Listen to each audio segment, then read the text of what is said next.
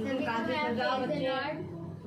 जैसे कि खुदावन ने हम लोग को एक नया दिन दिया, तो आइए हम लोग प्रार्थना की ओर चलें। उसके बाद हम लोग गीत की ओर चलेंगे। नया निवेदन है सृष्टि से कि वह प्रार्थना करें। जिस पापा हम आपको धन्यवाद देते हैं कि आपने हम लोगों को एक अच्छी शाम दी, और आपकी दी हुई शाम में हम लोग उनकी आपकी स्तुति और महिमा करने वाले बन पा रहे। जिस पापा हम आपसे प्रार्थना करते हैं कि आपने जो पेट में काटे थे वो आपने कटवा दिए। जिस पापा हम आपसे ये भी प्रार्थना करते हैं कि इधर उधर हॉस्पिटल्स में एडमिट और सबको ठीक करिएगा ताकि वो लोग सब अपने घर पहुँचने वाले बन पाए। इस प्रार्थना को चाहिए हम लोग एक क्यों चलें।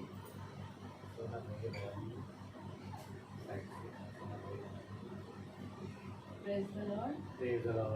Praise the Lord. सभी का मेरा praise the Lord. Praise the Lord. तो जैसा कि हम सब जानते हैं कि हमें खुदावन यीशु मसीह के ऊपर भरोसा रखना चाहिए और उसी भरोसे के साथ हमें उसकी स्तुति और महिमा करनी चाहिए। तो आइए गीत की ओर चले। गीत का नाम है हाथ उठाकर गाऊंगा, और मेरा ये निवेदन है कि सभी मेरे साथ हाथ उठाकर गाएं।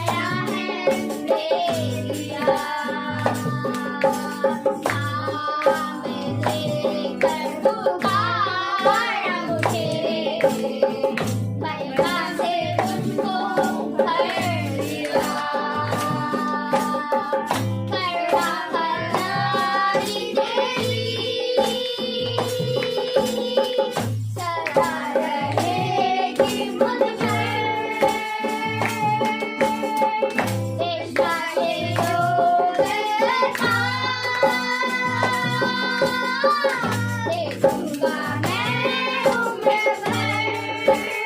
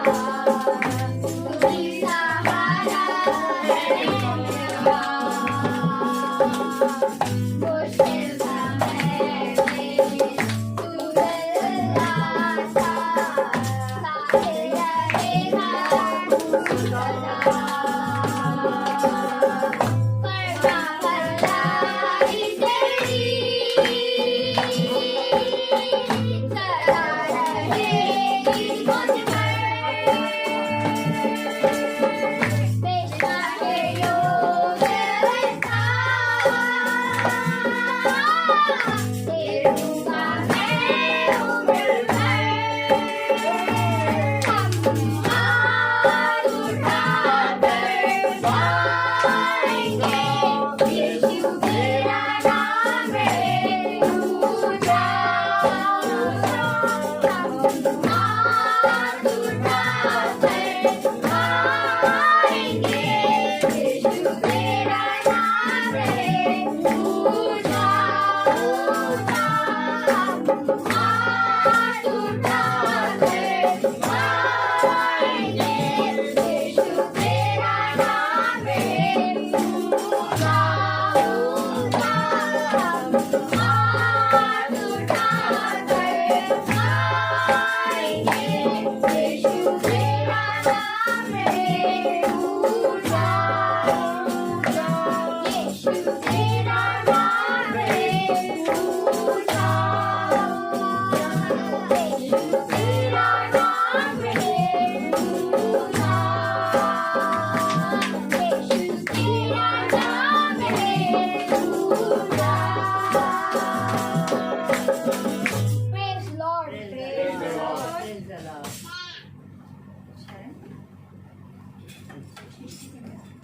तो आइए हम लोग सब वचन को चले जल्दी से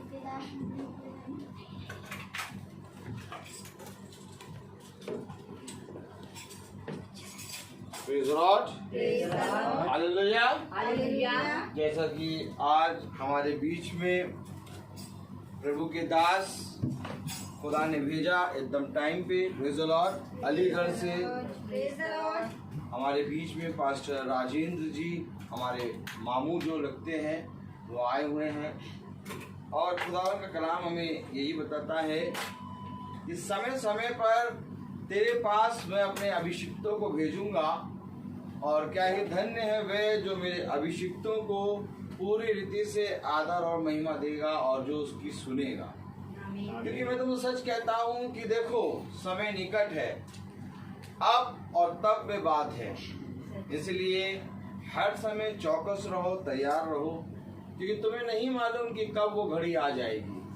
लेकिन हाँ, ये विश्वास करो कि हमारे स्वर्गीय पिता को सब मालूम है। हालेलुया। तो इसलिए आज खुदा ने हमें एक मौका दिया एक बार फिर से शाम में,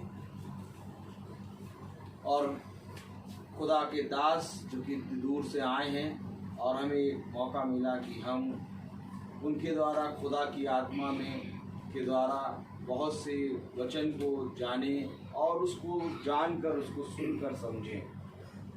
क्योंकि जीवन हमारा इसीलिए है कि हम हर एक बात में अपने खुदा की महिमा करें और हर एक बात में उसकी सुने। तो मैं निवेदन करूंगा खुदा के दास से कि वो यहाँ आए और हमें वचन की ओर ले चले। Praise the Lord. Praise the Lord। Praise the Lord brother.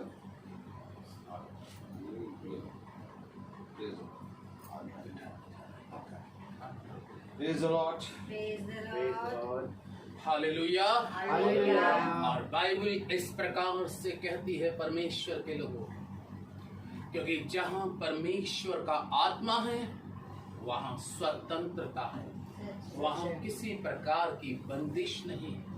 और मेरी और आपकी आशा अपने प्रभु यीशु मसीह में है। हालेलुया। हालेलुया। कि वो हमारे साथ है।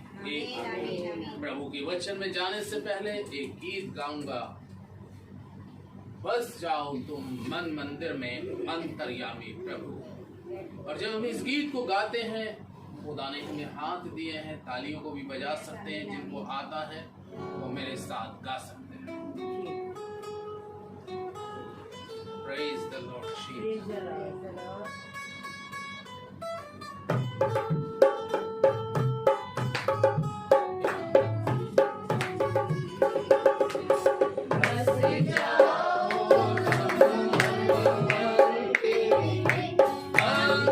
अंतर्यामी प्रभु, मेरे अंतर्यामी प्रभु, बस जाओ तुम मेरे मन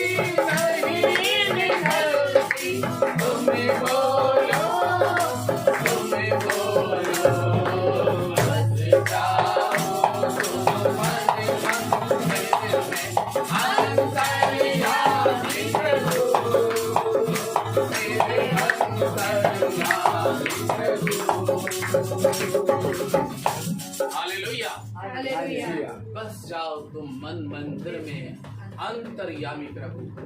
क्या परमेश्वर के लोगों, आपको मालूम है कि परमेश्वर का वचन कहता है कि मेरे और आपका हृदय ही परमेश्वर का मंदिर है और उसमें वो वास करना चाहता है। उसका सही स्थान जो है, आज प्रभु के लोगों आइए हम परमेश्वर के वचन में चलें, अपनी आंखों को बंद करें। लॉर्ड होली स्पिरिट, पवित्र आत्मा, आज की संध्या काल में प्रभु तेरे बच्चे एक साथ तेरे सम्मुखता में आते हैं। खुदावन धन्यवाद करते हैं प्रभु इस परिवार के मध्य में हमारे बुजुर्ग अंकल आंटी के लिए। उन्हें अपनी बड़ी कृपा और अपनी बड़ी दया बना के रखी, इसके लिए प्यारे खुदावन यीशु मसीह हम तेरा धन्यवाद करते हैं। तूने अंकल आंटी को अच्छा रखा। धन्यवाद करते हैं बॉबी भैया के लिए, खुदावन सिस्टर के लिए, ये दोनों बच्चों के लिए प्रभु धन्यवाद करते हैं। रवि भाई के लिए, साथ ही उनकी पत्नी और उनके दोनों बच्चों के लिए दुआ करते हैं। ब्रदर रोहित के लिए, रबेका के लिए, सृष्टि के लिए और खुदावन रबेका के गर्भ में पलने वाले संतान के लिए परमेश्वर धन्यवाद करते हैं।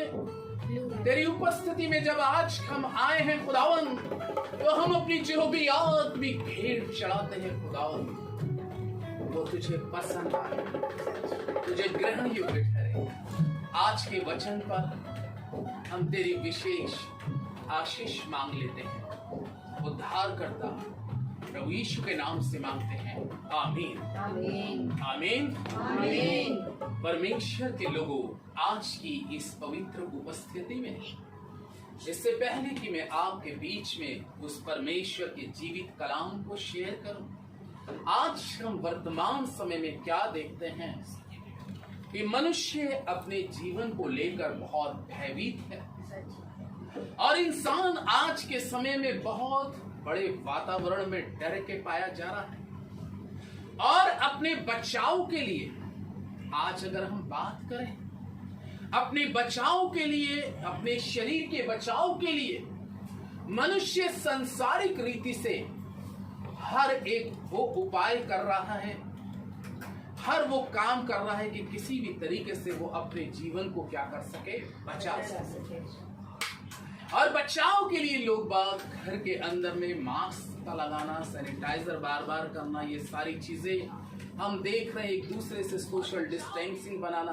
परमेश्वर के लोगों, ये सब कुछ तो आप और हम कर रहे हैं, लेकिन क्या आप जानते हैं कि ये बाइबल की भविष्यवाणियां परमेश्वर की जो हजारों वर्ष पहले कही गई भविष्यवाणियां हैं, कलाम कहता है कि उसके आने से पहले नाना प्रकार की विपत्तियां आएंगी। हालेलुया। बीमारियां आएंगी, भूकंप आएंगे, अकाल आएगा, देश देश पे चढ़ाई करेगा। कलाम कहता है कि जब तुम ये सब कुछ आता हुआ और होता हुआ देख लो तो ये जान लेना मेरा आना बहुत निकट है। इसलिए केवल अपने शरीर के बचाव का ही उपाय मत करते रहना, क्योंकि ये शरीर तो नाशमान है और एक दिन मिट्टी में मिल जाएगा। लेकिन हाँ परमेश्वर के लोगों, इस शरीर के अंदर में हम सभी के आत्मा है, जिसका जवाब परमेश्वर के आगे देना पड़ेगा। इसलिए अपने आप को हमें इस शरीर में रहकर अपनी आत्मा का बचाव का उपाय करना बहुत जरूरी है। हालेलुया। अगर हम केवल इस शरीर का ही बचाव करते रहें तो कलाम कहता है ये शरीर का तो एक समय इस पृथ्वी पे मुकर्रर है। इसको हम कितने प्रयास करने के बाद में भी हम इसको अंतिम समय तक सुरक्षित नहीं रख सकते। लेकिन हमें जो एक सही सुरक्षा करनी है, एक सही उपाय जो करना है, अपना बचाव करना है, वो अपनी आत्मा का करना। और आत्मा के बचाव के लिए मुझे और आपको खुदा के साथ, उसके वचन के साथ नित्य और नित्य जुड़े रहना बहुत जरूरी है। क्योंकि आज हम देखते हैं नीति वचन की पुस्तक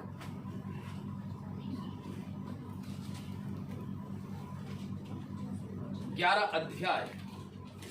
आज मैं आपको इस वचन के द्वारा एप्रिशिएट करूंगा, क्योंकि आज का वचन जो है ये वो वचन है कि जिसमें संसारिक मनुष्य तो संसारिक तक ही सीमित रहकर अपना बचाव करता है, लेकिन एक आत्मिक व्यक्ति अपना बचाव इस वचन से कर सकता है। 11 अध्याय के 4 पद के अंदर में अगर हम पढ़ेंगे नीति वचन की पुस्तक 11 अध्याय 4 पद में लिखा है, और यहां पे लिखा है कोप के दिन धन से तो कुछ लाभ नहीं होता, परंतु धर्म मृत्यु से भी बचाता है। आमीन।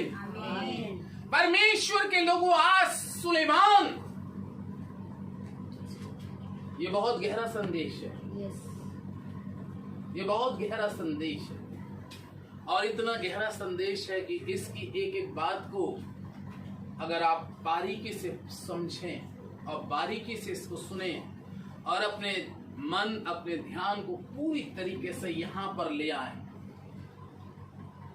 बहुत से लोग, अगर मैं आपको बताऊं, इस संसार के अंदर में एक चीज कहते हैं, बहुत से लोगों से हम जब बातचीत करते हैं तो वो एक बात बोलते हैं कि हमने बुरे वक्त के लिए हमने बहुत कुछ क्या कर रखा है, जोड़ रखा है। अक्सर करके लोग कहते हैं कि मेरे बुरे वक्त के लिए, क्या बुरे वक्त के लिए क्या रख रखा है, धन। बुरे वक्त के लिए इंसान क्या रखता है, धन जोड़ के। लोग कहते भी इसलिए रख रखा है कि कहीं ऐसा ना हो कुछ प्रॉब्लम आ जाए या कुछ समस्या आ जाए, तो ये बुरे वक्त के लिए है। लेकिन परमेश्वर के लोगों में आज इस वचन के द्वारा कह रहा हूं, कोप के दिन, क्या लिखा है, कोप के दिन। किसका कोप, परमेश्वर का कोप। जब परमेश्वर का कोप मानव जाति पर या पृथ्वी पर भड़कता है तो सबसे पहली चीज हमें ये स्मरण रखने की जरूरत है कि वो स्वर्ग शक्तिमान परमेश्वर पृथ्वी पर क्यों कोप कर रहा है। आखिर उसका क्रोध, उसका गुस्सा इस पृथ्वी के ऊपर में और इस मानव जाति पे इतना ज्यादा क्यों भड़क रहा है। कहीं ना कहीं जब हम इस संसार में रहते हुए परमेश्वर के वचन के विरोध चलते हैं, परमेश्वर की बातों से हटकर चलते हैं, वो काम करना आरंभ कर देते हैं जो परमेश्वर की दृष्टि में ठीक नहीं है, तब तक बाइबल कहती है कि परमेश्वर का क्रोध इस पृथ्वी पर और इस मानव जाति पे पड़ता रहा है। और जब परमेश्वर का क्रोध इस पृथ्वी पर जब जब पड़ा है, तब तब वो संसारिक धन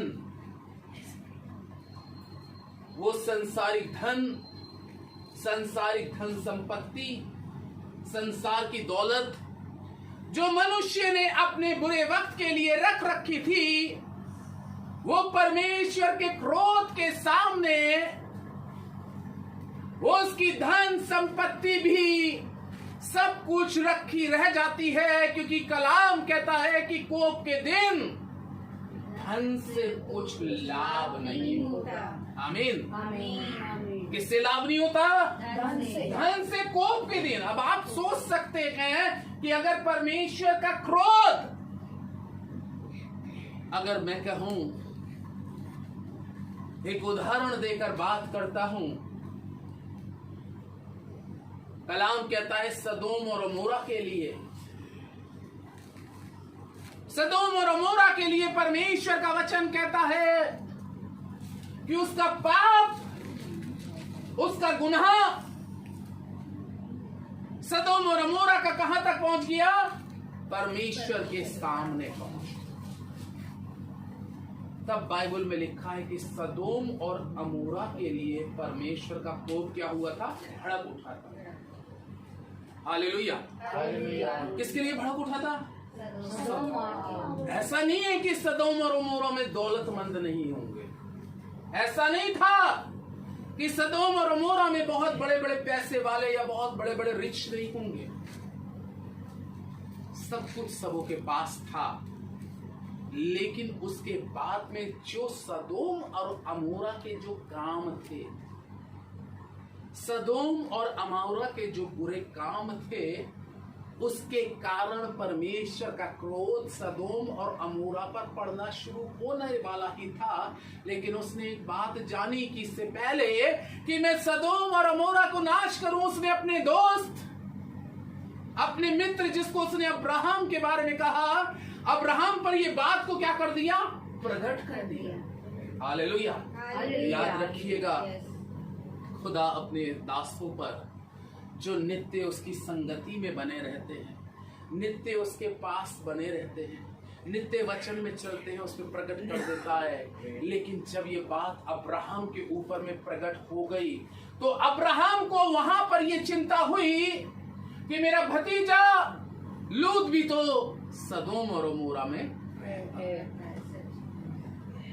तब अब्राहम सोचने लगा, तब उसने कहा परमेश्वर से, तू सदोम और अमोरा को नाश करने जा रहा है, अगर उसमें 50 धर्म निकल जाएं तो क्या तू उसको छोड़ देगा? उसने कहा मैं छोड़ दूंगा। उसने कहा 40 निकल जाएं तो क्या छोड़ देगा? उसने कहा तब भी छोड़ दूंगा। उसने कहा 30 निकल जाएं, 20 निकल जाएं, 10 निकल जाए, तो खुदा बार बार कह रहा है मैं छोड़ दूंगा, छोड़ दूंगा। तब उसको ये लगा कि वहां पे 10 और 5 भी धर्मी नहीं, क्योंकि वहां का पाप इतना ज्यादा बढ़ गया था कि परमेश्वर का कोप वहां पे भड़क उठा था।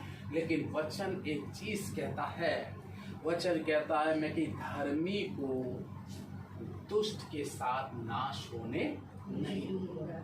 आमीन। मैं धर्मी को दुष्ट के साथ में नाश नहीं होने दूंगा। और बाइबल में लिखा है कि वहां पर लूत जो एक धर्मी व्यक्ति था, वो अपनी दौलत से नहीं बचाया गया। आमीन। आमीन। सदोम और अमोरा के सारे दौलतमंद उस जगह पे, शायद आप अभी कभी जाएं सदोम और अमोरा पे, जो हमारे मामू है, जो रंजना के मामू है, बिशप साहब जो हमारे, जहाँ से रोहित का भी ऑर्डिनेशन कराया था, वो सदोम और अमोरा में भी गए थे। उन्होंने लगभग 79 देश घूमे हैं, तो कह रहे थे सदोम और अमोरा आज भी वैसा ही पड़ा है। आग उस पर इतनी गिरी थी कि आज भी कुछ हरियाली दूर होता। तो मेरा कहने का मतलब था, क्या उस समय में सदोम और अमोरा के अंदर में पैसे वाले नहीं थे?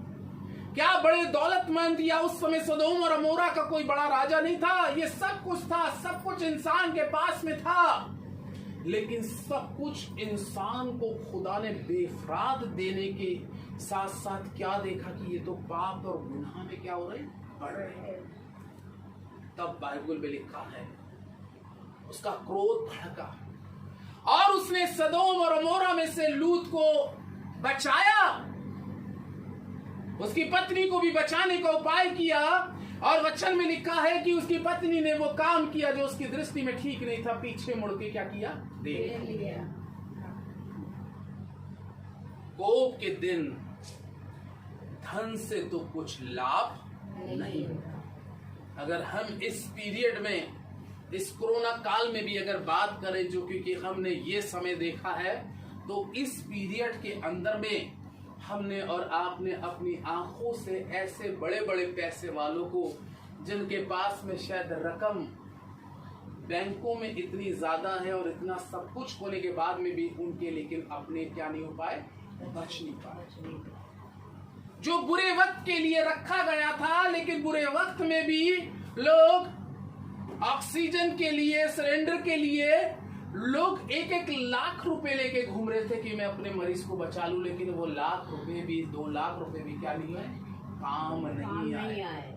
हालेलुया। क्योंकि ये परमेश्वर का वचन कहता है, कोप के दिन तो धन से कुछ लाभ नहीं होता। अगर हमारे को खुदा ने दिया है और हमें आशीषित किया है, अगर हमें खुदा ने कुछ दिया है, तो मतलब उससे हम अगर सोचें कि अपने जीवन को बचा लें, उससे हमारा जीवन बच नहीं सकता। हाँ, जो हमें खुदा ने दिया है हम उससे इलाज जरूर करा सकते हैं, लेकिन जीवन देना किसकी तरफ से? परमेश्वर की तरफ से। इसीलिए कह रहा है, कोप के दिन तो धन से कुछ लाभ नहीं होता, परंतु धर्म मृत्यु से भी बचाता है। हालेलुया। हमें कौन बचाता है? धर्म हमें ये चीज बचाता है। बड़े धन से तो कुछ लाभ नहीं है,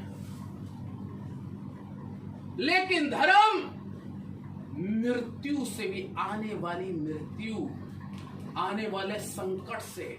इंसान के पास, हमारे पास बहुत कुछ है, आपके पास बहुत कुछ है, बहुत से लोगों के पास बहुत कुछ है, लेकिन जब मुसीबत आने वाली हो तो हम उसको आगे रख दे तो उससे मुसीबत नहीं टलेगी। हालेलुया। मुसीबत जो टलेगी, परमेश्वर का वचन कहता है, खुदा के साथ जुड़े रहने से, खुदा के वचन में बने रहने से। इसलिए कलाम कह रहा, परंतु धर्म मृत्यु से भी बचाता है। धार्मिकता, मेरा और आपका जीवन एक बचाव, जो आज वर्तमान समय में मैंने आज का टॉपिक लिया कि आज सब लोग अपने बचाव का क्या कर रहे हैं? उपाय कर रहे हैं। लेकिन सारे उपाय आज की वर्तमान समय में कहीं हद तक 99% फेल होते हुए दिखाई दे रहे हैं। लेकिन एक ही उपाय है जो मुझे और आपको ऐसी स्थितियों में, ऐसी परिस्थितियों में भी बचा रहा है, और वो बचाव है, परंतु धर्म मृत्यु से भी बचाता है। खुदावंत के लोग, सबसे बड़ी बात, आज एक चीज को देखने की जरूरत है। क्या मैं और आप अकॉर्डिंग टू बाइबल, क्या हम वचन के अनुसार धर्मी हैं या नहीं? ये भी जानना बहुत जरूरी हो सकता है। मैं भी परमेश्वर के वचन को प्रीच कर रहा हूँ, लेकिन एक प्रीच करना मेरे लिए आसान है, हालेलुया, लेकिन मैं अंदर से धर्मी हूँ या नहीं हूँ, उसकी दृष्टि में धर्मी हूँ या नहीं हूँ, उसके साथ मेरा जीवन कैसा है, ये मुझे जानना और उसको जानना बहुत जरूरी है। अगर मेरा जीवन उस परमेश्वर के साथ वास्तव में धर्मी है तो परमेश्वर के लोगों, मैं आपको बताऊं, इससे पहले कि इस संसार के अंदर में, इस देश के अंदर में कुछ मुसीबत आने वाली होगी तो सबसे पहले परमेश्वर का कलाम किसकी सेफ्टी करता है? किसकी करेगा? दौलतमंद लोगों की? नहीं, किसकी? लोगों की। खुदा अपने लोगों की पहले वो इनको कवर करेगा। आमीन। पहले किसको कवर करेगा? परमेश्वर को मालूम है कि मैं इस दुनिया का विनाश करूंगा, इस पृथ्वी से मानव जाति का अंत करूंगा क्योंकि इसका पाप बढ़ गया है। लेकिन सबसे पहले वो अपने बंदे से बात करता है, उसकी पूरी सेफ्टी करने का प्रयास करता है, उसको पूरी सुरक्षा देने का प्रयास करता है, क्योंकि कलाम कहता है परंतु धर्म मृत्यु से भी बचाता है। यानी कि मृत्यु अगर हमारे जीवन में आने वाली भी होगी, लेकिन कहीं ना कहीं आपका काम जो धार्मिक होगा, मैं ये नहीं कहता कि इंसान के सामने हमारा काम कैसा है, जिसका मैं कलाम शेयर कर रहा हूँ उसके साथ हमारा जीवन, हमारा संबंध कैसा है। अगर हमारा संबंध सही है, अगर हमारा जीवन उसके साथ सही है, तो वो मृत्यु का पल हमारे पास में आते आते हमारे पास से क्या हो जाएगा? दूर हो जाएगा, टल जाएगा। क्योंकि परमेश्वर अपने लोगों का पहले क्या करेगा? बचाव करेगा। जैसे मैं उदाहरण देकर सदोम और अमोरा की बात कर रहा हूं कि सदोम और अमोरा में जब परमेश्वर ने ये जान लिया था कि मुझे अब इस पे आग और गंधक गिरानी है, लेकिन वहां पे उसने लास्ट समय में देखा अब्राहम का भतीजा लूत है और ये कैसा है? धर्मी है, इसलिए धर्मी है। और पैगाम उसके दो दूत लेके लूत के घर पे चले भी गए थे। लूत अपनी पत्नी को, अपनी दोनों बेटियों को और जिनकी दामादों को जिनके साथ सगाई हो गई, तो इनको लेकर क्या कर ले? यहाँ से निकल ले। बचाओ करना था। हालेलुया। पहले बचाओ, क्योंकि उसको मालूम है यहाँ पे कोई है धर्मी। हालांकि बात करें हम वचन में, लूत था अकेला धर्मी,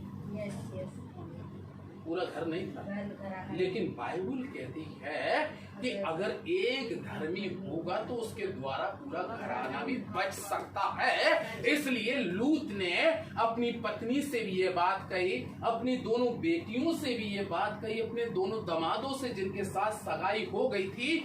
लेकिन कलाम में लिखा है लूत अपने दामादों की दृष्टि में, अपनी बेटियों की दृष्टि में कैसा निकला? बेवकूफ, उसकी नहीं समझी। और वो उस समय बचाव के लिए अपने परिवार को बचाया, लेकिन नहीं। और कलाम में लिखा है क्योंकि देर होती जा रही थी, इसलिए परमेश्वर ने कहा कि अब एक काम करो, फरिश्तों से कहा कि अब इनका दोनों को, पति पत्नी का हाथ पकड़ो और लेके इनको जल्दी क्या करो? भागो, बचाओ इनका होए। और कहा भी था लूत से, कहा भी था उसकी पत्नी से कि जब तुम इस नगर से बाहर निकलो तो पीछे मुड़कर मत देखना। कई बार मनुष्य के जीवन के अंदर में हम आज के समय में क्या देखते हैं कि इतनी बड़ी मुसीबतें हो रही हैं, इतनी बड़ी परेशानियां हो रही हैं, इतनी बड़ा बुरा हाल हो रहा है, लेकिन कुछ समय तो इंसान सीधा चलता है जैसे उसकी पत्नी और लूत सीधे सीधे चले। लेकिन जब आग और गंधक यानी कि वहां पे मृत्यु पाप के कारण आई, तो फिर भी लिखा है कि पाप से कहीं ना कहीं लूत की पत्नी का कुछ ऐसा संबंध रहा कि उसने पाप को पीछे मुड़ के क्या करना? देख। हालेलुया।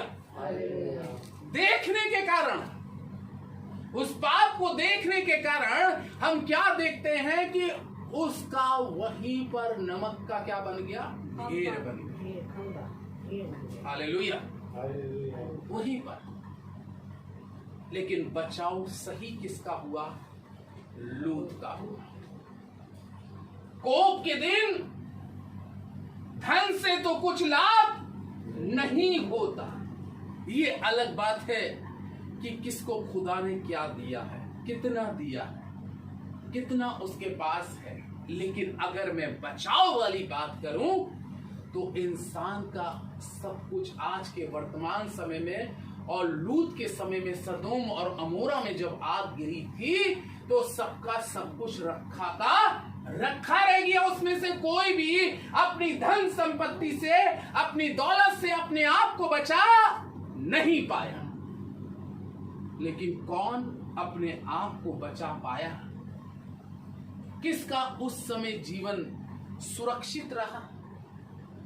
हम देखते हैं कि लूत अपने धार्मिक कामों के कारण, हालेलुया, अपनी धार्मिकता की चाल के कारण, अपने धर्म के कामों के कारण उसका एक सही रिश्ता परमेश्वर के साथ जुड़ा था। इसलिए उसके ऊपर में ये बात प्रकट हो गई थी कि ये समय ऐसा है कि इस समय तू यहां से निकल कर चला जा। प्रकट किया परमेश्वर और उसका बचाव हुआ। छठे पद को और पढ़ेंगे इसका छठे पद में एक जन पढ़िएगा। सीधे लोगों का बचाव उनके धर्म के कारण होता है। कैसे लोगों का बचाव? सीधे लोगों का। आमीन, आमीन। यानी कि अगर इस पृथ्वी पे कोई सीधा है तो कोई टेढ़ा भी, टेढ़े भी हैं, सीधे भी। लेकिन बाइबल कहती है अगर धर्मी 7 बार गिरे, 70 बार भी गिरे तो भी परमेश्वर उसको उठा के क्या करेगा? खड़ा करेगा। कलाम कह रहा है सीधे लोगों का क्या बचाव। आज हम लोग क्या प्रयास कर रहे हैं? बचाव का ही तो प्रयास कर रहे हैं। आमीन, आमीन। बचाव का ये प्रयास कर रहे हैं कि यार ये समय जो है अक्टूबर नवंबर तक का क्या हो जाए, किसी तरीके से निकल जाए। बचाव के लिए इंसान बहुत ही इमरजेंसी में आ रहा है किसी के पास या जा रहा है अपने बचाव के लिए। लेकिन मैं आपको बताऊं सही बचाव लिखा है सीधे लोगों का बचाव उनके धर्म के कारण होता है। आमीन, आमीन। अगर आप एक धर्मी व्यक्ति हैं तो ये बात नहीं, आप कहीं पे भी चले जाए, कहीं पे भी चले जाए, कोई फर्क नहीं, कोई डर नहीं, कोई भय नहीं, क्योंकि 366 बार ये वचन में आयता ही है, मत डर क्योंकि मैं तेरे साथ हूं। तो ये प्रॉमिस किसके साथ किया गया है? ये वायदा किसके साथ किया गया है कि मत डर मैं तेरे साथ हूं? धर्मी के साथ, सीधे बन के साथ में चलने वालों के साथ में परमेश्वर ने ये वचन में वायदा किया है। और उसका वायदा ये है कि मैं तुम्हारे साथ हूं। किन के साथ हूं? सीधे लोगों का बचाव उनके धर्म के कारण। आमीन, आमीन। आज हमारा बचाव, बहुत सी चीजें हैं लेकिन धार्मिकता हमारे अंदर में नहीं है। सब कुछ प्राप्त कर लिया लेकिन हमारे अंदर में धर्म नहीं है, धर्म के काम हमारे अंदर में नहीं है, तो हमारा बचाव नहीं है परमेश्वर के लोगों। इसलिए इस अंतिम समय में ये विपत्तियां, ये सब कुछ जो आप और मैं आते हुए देख रहे हैं, तो इससे मुझे और आपको ये अंदाज लगाना चाहिए कि मेरा और आपका बचाव कैसे है। कलाम में लिखा है परंतु धर्म मृत्यु से बचाता है और सीधे लोगों का बचाव उनके धर्म के कारण। आमीन, आमीन। धर्म के कारण। 19वां पद और देखें कलाम क्या कहता है। 19 पद, जो धर्म में दृढ़ रहता वह जीवन पाता है। आज इंसान को क्या चाहिए? जीवन चाहिए। हालेलुया। क्या चाहिए? जीवन ही तो चाहिए। जीवन को बनाए रखने के लिए इंसान सारी टेक्नोलॉजी आज के वर्तमान समय में क्या कर रहा है? अपना रहा है। काश उसको जीवन मिले, काश उसको जिंदगी मिले, लेकिन कलाम में लिखा है जो धर्म में क्या रहता है, दृढ़ रहता है, अपने विश्वास में दृढ़ रहता है, जो वचन में दृढ़ रहता है। कलाम में लिखा है कि जो धर्म में दृढ़ रहता है वो क्या पाता है, जीवन पाता है। आमीन। और हमें और आपको जीवन ही चाहिए, मुझे और आपको जीवन चाहिए, लेकिन इसके लिए परमेश्वर का वचन कहता है जो धर्म में दृढ़ रहता है वो जीवन पाता है। अंतिम समय में ऐसा होगा, बहुतों का विश्वास क्या किया जाएगा, परखा जाएगा। लास्ट समय में, अभी वो वक्त नहीं आए, लेकिन आने वाले समय में और भी कठिन वक्त आएगा, और भी परेशानियों का दौर आएगा, और वचन कहता है और लोगों का विश्वास परखा जाएगा। लेकिन उस समय हम देखते हैं कि बहुत, कलाम कहता है कि बहुत से लोग अपने विश्वास को क्या कर देंगे, खो देंगे। इसलिए प्रकाशित वाक्य की पुस्तक कहती है कि जो कुछ तू मिला है उसको क्या कर, थामा।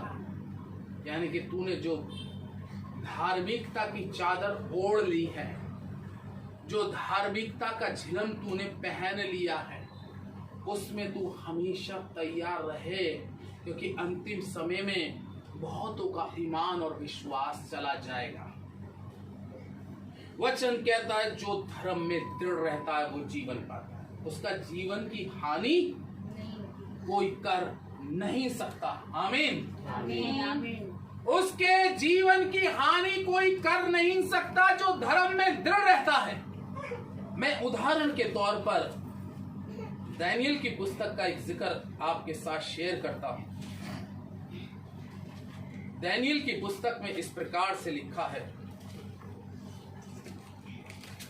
और वचन हमें इस प्रकार से साफ शब्दों में बताता है कि उस समय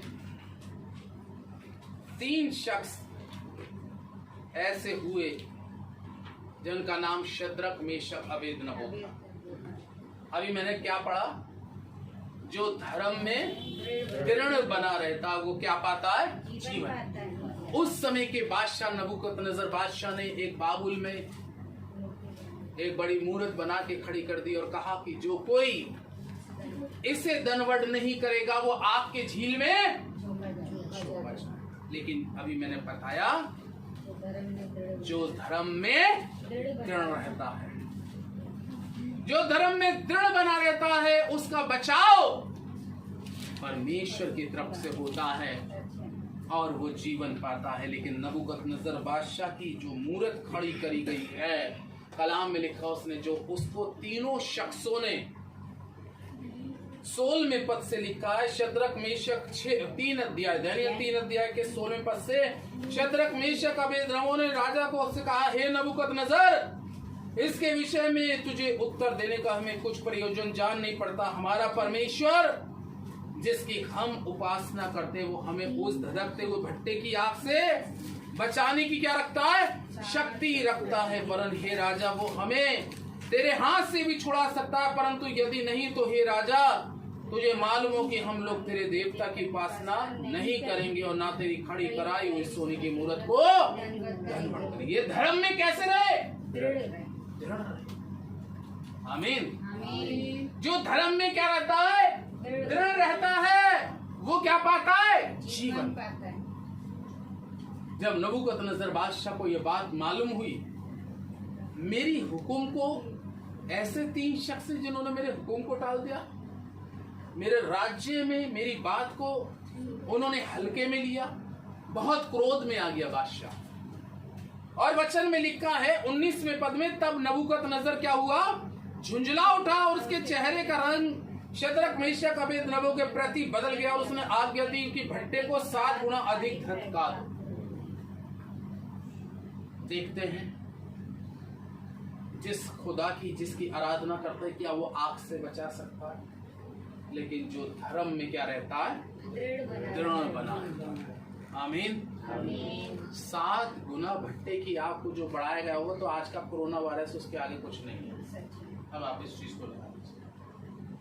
कोरोना वायरस तो अगर किसी में लगेगा तो कुछ दिन ट्रीटमेंट चलेगा, उसके बाद में होगा, लेकिन धधकता 7 गुना भट्टे में तो आदमी डाला जाए 2 से 3 सेकंड में खत्म राख। आमीन आमीन। लेकिन बात है कि जो धर्म में क्या रहता है, दृढ़ रहता है। ये तीनों शख्स कैसे रहे? दृढ़ रहे, मजबूत रहे। उन्होंने उस परिस्थिति को नहीं देखा कि वो उनके जिस्म को जला सकती थी, बल्कि उनका दृढ़ विश्वास उस पे था जो उसको उससे बचा सकता है। आज हमारा आपका विश्वास, हमारी और आपकी धार्मिकता एक दृढ़ उस पे होना बहुत जरूरी है, वो बचा सकता। तीनों शख्सों को हाथ और पांव बंधुआ कर रस्सी से, बादशाह ने कलाम में लिखा है, आग के भट्टे में क्या कर दिया? डलवा दिया और आज्ञा दे दी कि अब देखते हैं क्या इनका परमेश्वर, जिसमें ये इतनी दृढ़ता से बोल रहे थे कि वो हमें बचाएगा, अब तो देखो क्या ये परमेश्वर इनको बचा सकता है। तब लिखा है 24वें पद में, तब नबूकदनेस्सर राजा अचंभित हुआ और घबरा कर उठ खड़ा हुआ और अपने मंत्रियों से पूछने लगा, क्या हमने उस आग के बीच में 3 ही पुरुष बंधे हुए नहीं डलवाए? उन्होंने राजा को उत्तर दिया, हे राजा, सच बात है। फिर उसने कहा, मैं देखता हूँ कि 4 पुरुष आग के बीच में खुले टहल रहे हैं और उनको कुछ हानि नहीं पहुंची, और चौथे पुरुष का स्वरूप ईश्वर के पुत्र के सदृश है। आमीन आमीन। डलवाए कितने थे? 3। आग में। और आग ये नहीं थी कि छोटी मोटी आग, आग का भट्टा। और वो भी भट्टा तो पहले जैसा जल ही रहा था कि इसमें डालो अब इसको, क्योंकि इन्होंने मेरा आज्ञा को उल्लंघन किया, इसलिए 7 गुना इसकी आग को और ऊंचा कर दो। और उसमें जब बांध के डलवाए गए हैं, नबूकदनेस्सर बादशाह देखने लगा, अचंभा हुआ, अपने मंत्रियों से, अपने ऊंचे पद वालों से पूछ रहा है। वो भी कंफ्यूजन हो गया कि मैंने डलवाई कितने थे इसमें। Hallelujah hallelujah. वो कह रहे 3 डलवाए। तो उसने कहा, अब मुझे कितने दिखाई दे रहे हैं? 4। और वो कह रहा है, चौथे पुरुष का रूप ईश्वर के पुत्र के समान है। हालेलुया। जो धर्म में दृढ़ रहता है वो जीवन पाता है। और इसलिए उसने वचन में भी ये बात कही है, जब तू आग में होकर चलेगा तो मैं तेरे क्या रहूंगा? साथ रहूंगा। और हम देखते हैं कि उस अग्नि की आग में भी वो परमेश्वर का पुत्र यीशु मसीह वहां पर उनको साथ था। और उनकी दौलत, उनकी धन संपत्ति उस आग से उनको नहीं बचा के लाई। आमीन आमीन। क्या बचा के लाया? धर्म उनका बचा के लाया। जो धर्म में दृढ़ रहता है वो क्या पाता है? जीवन पाता है। और तब उन्होंने उस समय जीवन पाया। सच है। आग के भट्टे से जिंदा बाहर निकल के आए हैं। बादशाह देख, हमारे कपड़े देख, चिंगारी भी नहीं लगी इसमें, जलने को तो छोड़ो, मुझे तक वैसे चिंगारी तक नहीं लगी। हमारे बाल देख, वैसे ही बाल हैं। हमारी खाल देख, हमारी खाल वैसी है। हम जैसे डाले गए थे वैसे ही है। वैसे निकल गया। हाँ, जला तो एक चीज जली, शतरक मेशक अबेदनगो की एक चीज जली। मालूम हो क्या जली? ये बड़ा एक क्वेश्चन गंभीर है, डीपली क्वेश्चन। बताइए क्या जला था उनका? हैं? आप में से कोई एक जन बताइए, हैं? क्या जला उनका? बहुत नहीं, रवि भैया बताए। रस्सी। यस, आमीन। आमीन आमीन। क्योंकि राजा ने, रस्सी में बांध है ना बेटा? शायद। बहुत सायरन बहुत अच्छा, आमीन। रस्सी। क्या जला? वो रस्सी जली जिससे नबूकदनेस्सर बादशाह ने अपनी रस्सी से बंधुआए थे, यस आमीन वो जली। हालेलुया। उनका बाल एक नहीं जला, यस आमीन जिस पे उसको घमंड था कि इनको बंधुआ के डला दूंगा, ये तड़प खुल भी नहीं पाएंगे। यस यस घमंड जल गया, आमीन पाप जल गया, अहंकार जल गया, मैं जल गई। नबूकदनेस्सर बादशाह की खुदा के आगे वो सारी चीजें जल गई, लेकिन जो धर्म में दृढ़ था वो नहीं जला, उसका कुछ नहीं जला, वो जीवन पाया। आज खुदावंद के लोगों, मैं परमेश्वर के वचन के द्वारा आपको अप्रिशिएट करना चाहता हूं, इस वचन के द्वारा, क्योंकि कलाम कहता है कि कोप के दिन तो धन से कुछ लाभ नहीं होता, लेकिन धर्म मृत्यु से भी बचाता है। और शद्रक मेशक अबेदनगो को जो बचाया वो उनकी धार्मिकता ने बचाया। दुष्टता और पाप वहां पर नबूकदनेस्सर बादशाह का आग में जला, रस्सी जली। तभी तो लिखा है कि वो नबूकदनेस्सर बादशाह क्या कह रहा था, मैंने तो तीनों को बंधुआ के डलवाया था, और अब क्या दिख रहा हूँ, टहल रहे। टहलने का मतलब है भाई जिससे तूने बंधुआया था क्या जली, रस्सी जल गई, रस्सी जली।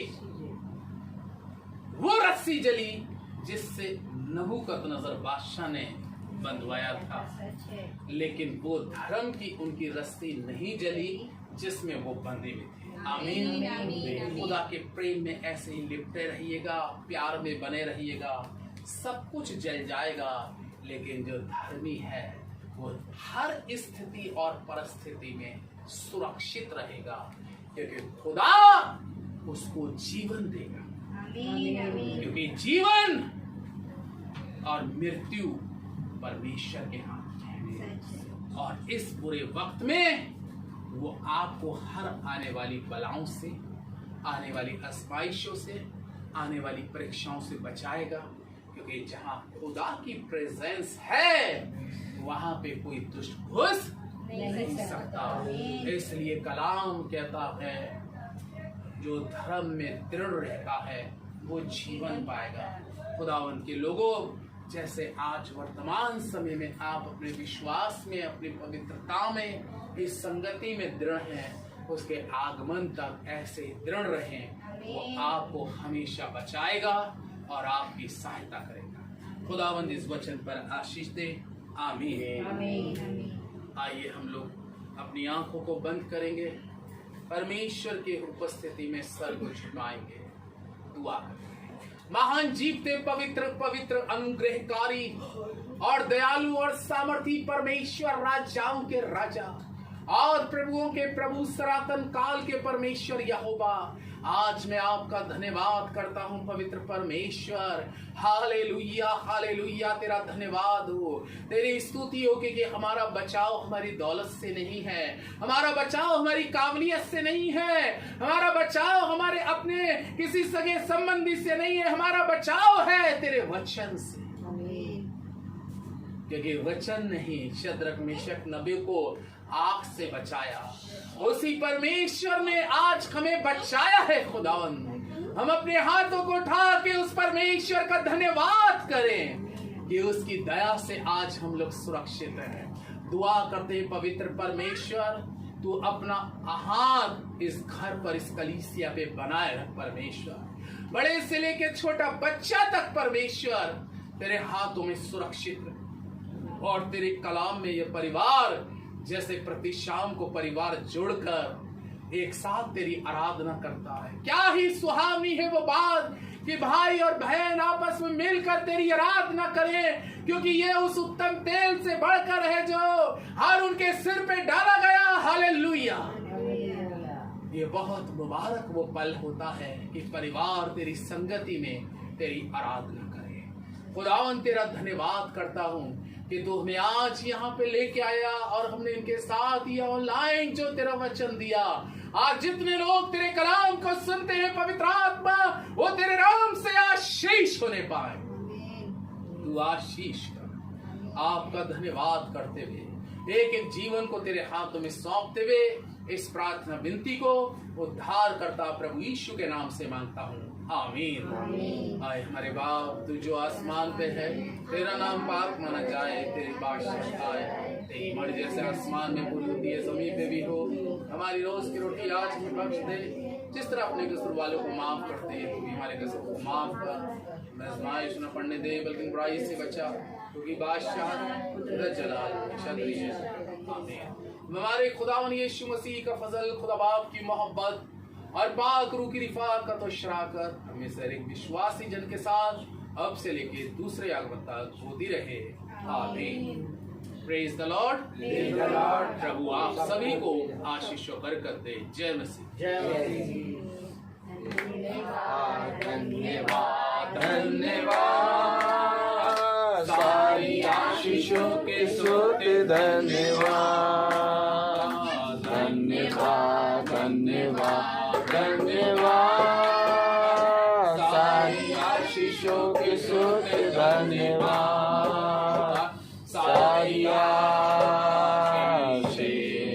आपके ऊपर से। हालेलुया। धन्यवाद धन्यवाद सारी आशीषों के स्रोत, धन्यवाद